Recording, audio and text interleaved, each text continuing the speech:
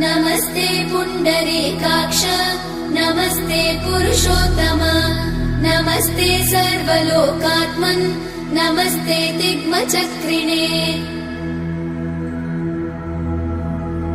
नमो ब्रह्मण्यदेवाय गोब्राह्मणहिताय च जगद्धिताय कृष्णाय गोविन्दाय नमो नमः।